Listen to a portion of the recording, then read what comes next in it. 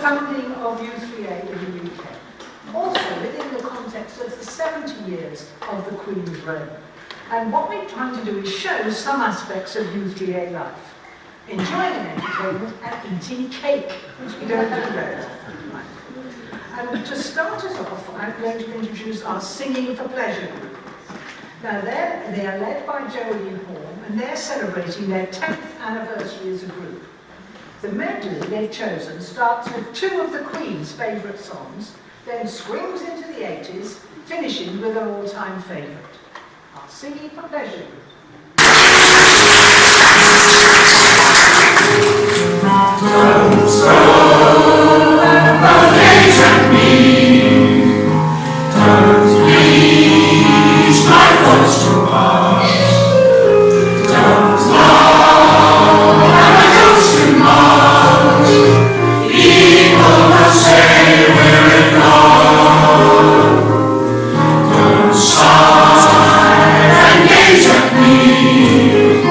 Your sighs are so like mine.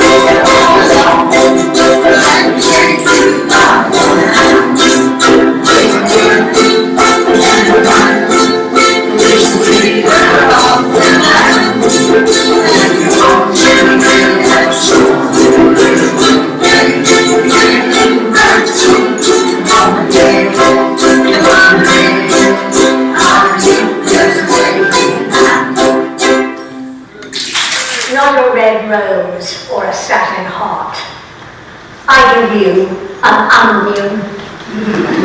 It's a moon wrapped in brown paper. It promises light like the undressing of love. Here, it will blind your tears like a lover. It will make your reflection a wobbling photo of grief. I'm trying to be truthful. There's not a cute card or a kissogram. I give you an onion. Its fierce kiss will stay on your lips, possessive and faithful as we are, or for as long as we are. Take it. Its plum lips shrink to a wedding ring, if you like. Lethal. Its scent will cling to your fingers, cling to your knife.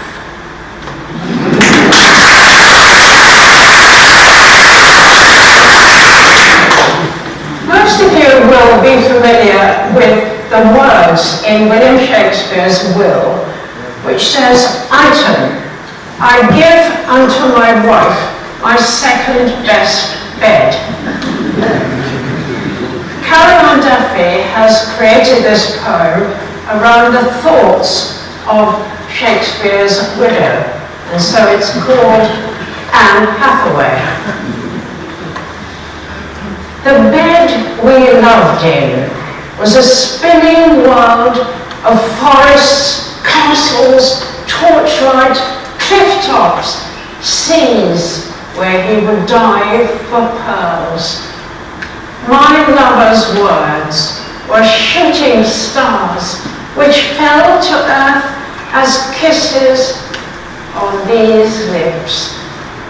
My body, now a softer rhyme to his, now echo, assonance, his touch, a verb dancing in the center of a noun. Some nights I dreamed he'd written me, the bed, a page beneath his writer's hands. Romance and drama played by touch, by scent, by taste. In the other bed, the best, our guests dozed on, dribbling their prose. My living, laughing love, I hold him in the casket of my widow's head as he held me upon that next best bed.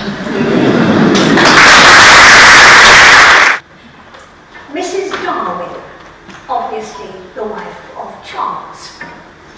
7th of April, 1852, went to the zoo.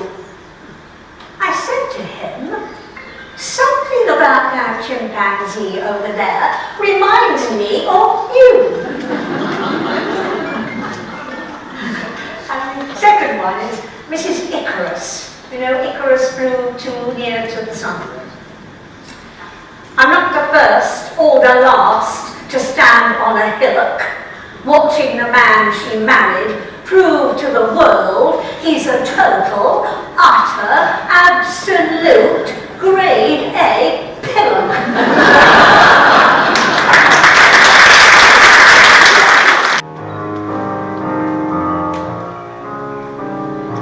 Hey there, you with the stars in your eyes. Love never made for you. You used to be too wise. Hey there, you on that high-flying cloud. Though she won't give a crumb to you, you think someday she'll come to you. Having a bit of live music on the pub on a Friday night makes a change. Hey there. What? Hey there, you know. Well, that's what she was singing. I'm not deaf, am I? Well, you must remember. Remember what? Oh, Valentine. What Valentine? The one you sent sent me? Oh, I never sent you a Valentine. Why would I do that? Because you fancied me. Oh, I don't think so. 1955. That was before I met you. Well, not quite. That dance at the Locarno. You were with your friends and I was with my mates and you kept looking at me. I can't think why. Because you fancied me.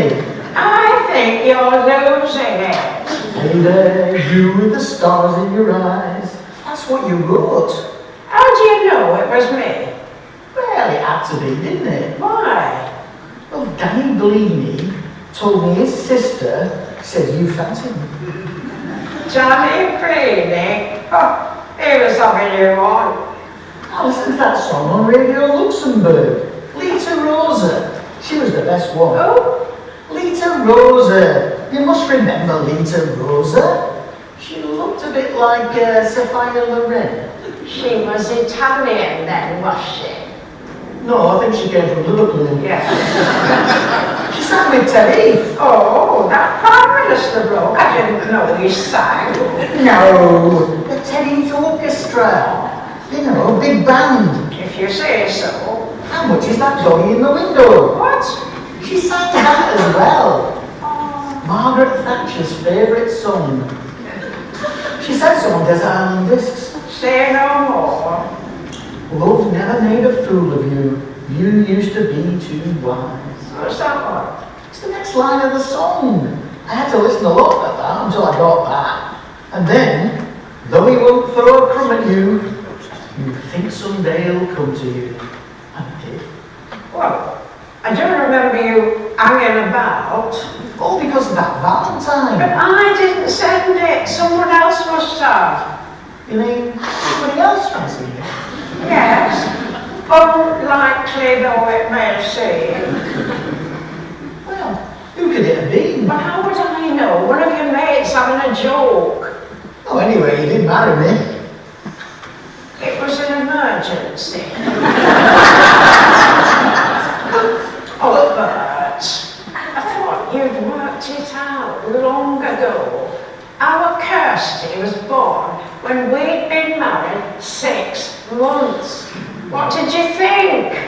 I thought you were a bit premature. We didn't know much about all that in those days. Well, you can't have been that ignorant. You've got a younger brother. Didn't you see what was happening to your mother? What do you mean? Well, didn't you say you're getting fat? No. Oh, you must have known you had a new baby. Well, of course I did. He sent me next door and told me that when I came back, there'd be a lovely surprise. Well, it was a surprise. Our Johnny in a cut. So you must have asked where he came from. I did. They said he'd been sent from heaven. I looked up at the ceiling to see if there was all he'd come through. There wasn't. You must have thought heaven was in the loft. No, of course not. It was just somewhere up above, it's what we were told. We still believe St. Father Christmas came down the chimney right on top of the coal fire.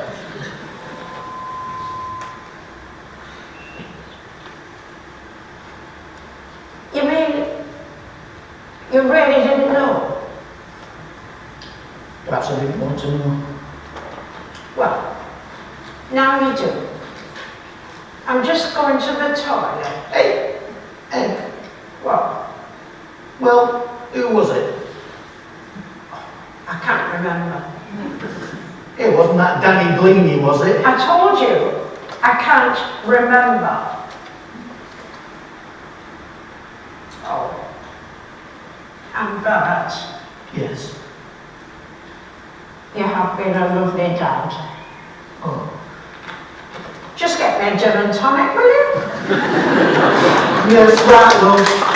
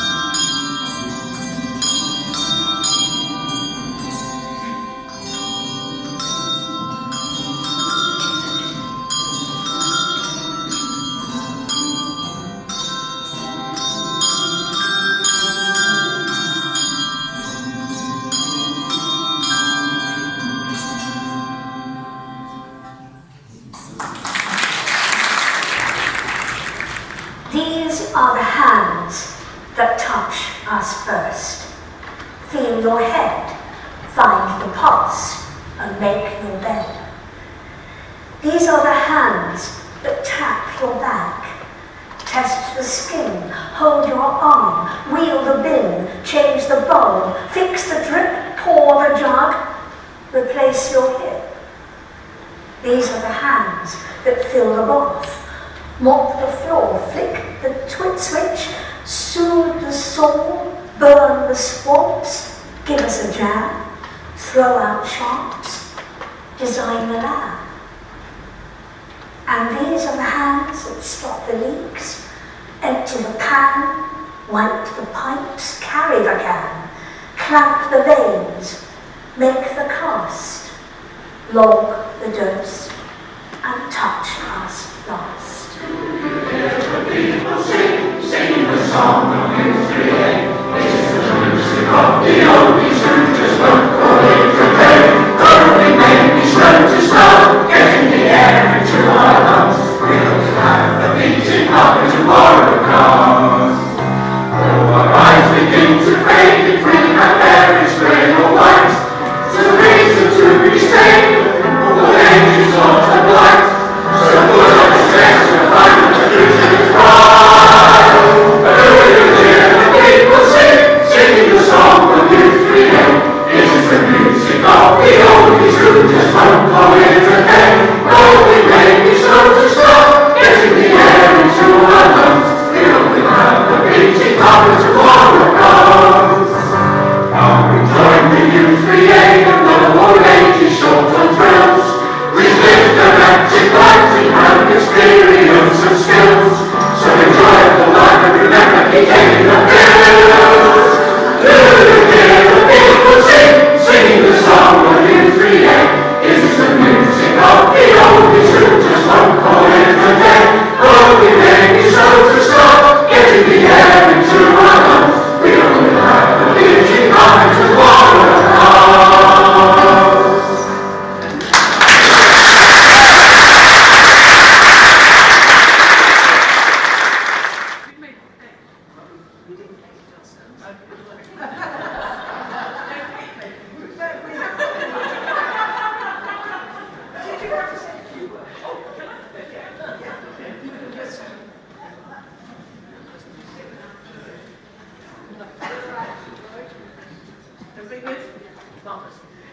As Pat said, this was one of my first engagements was involved in the U3A, and I think it was Volunteers Week, wasn't it, when the U3A manfully and womanfully stood in to make sure that Volunteers Week actually happened last year, because otherwise, usually this is something where everybody gets together, but because of COVID, they couldn't.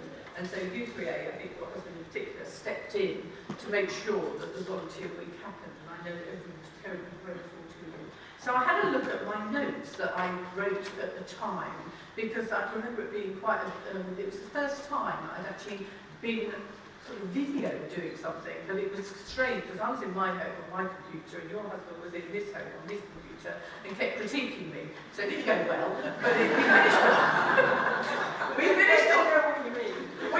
We finished off with something that he was happy with, and that, I think, at the end of the day, was what was important. But I remember being, I mean, I am a member of the U3A. I'm also a member of certain people of a certain age who don't have full-time employment, so it all fits in quite nicely. And I know from what I do, which is I do a walking group, that it is something that each individual has to take some responsibility for. If you're in a group, then you take responsibility for leading a group of walking, leading one of the walks. But I do remember being very impressed with the fact that there were something like 1,500 members of the U3A within Reigate and Red Hill, which seems like a huge number of people. And I know you were saying earlier that you have a lot of different groups. Over 120.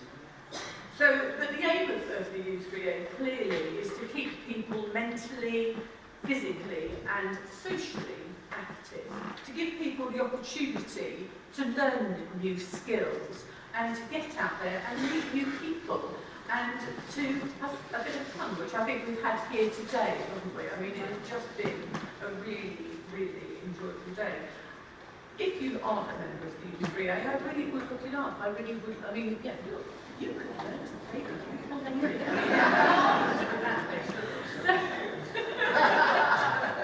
Anyway, congratulations on your 40th anniversary, and I think with tea and cake better, don't you? Yes, I will turn it around this way. Yes, say yes, teas and cake does better. It's not like our usual Friday or sit-down tables, because amazingly there's too many of us. We haven't got enough tables. But you will be able to go and get a cake, piece of a cup of tea, cup of coffee, piece of cake, or a little mini cake. We haven't cut this one yet. And then still look around the exhibition. But you can't come in the church with food or drink. So if you haven't seen the exhibitions in here, please look at those before you go to drink. Okay? Can we give all the performers another big round of applause?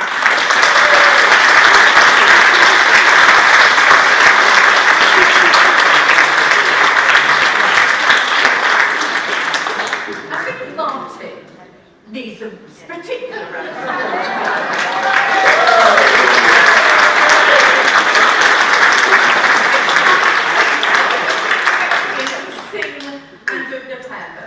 And he's also, as we know, stepped into the breach. So I think Martin, thank you very much. I absolutely loved the poetry and the play. I mean, I just thought that they were absolutely amazing. So thank you all very much.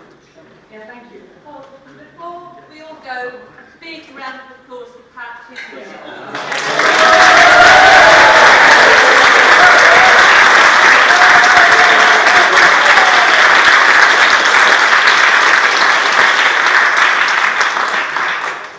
And as you always are saying, I can't do it on my own. It's the team around me. It's just astonishing. Go and enjoy the cake. It's been lovely having you here. And we'll try and get some more shows on the road. Obviously, lovely. Okay, thank you. Thank you.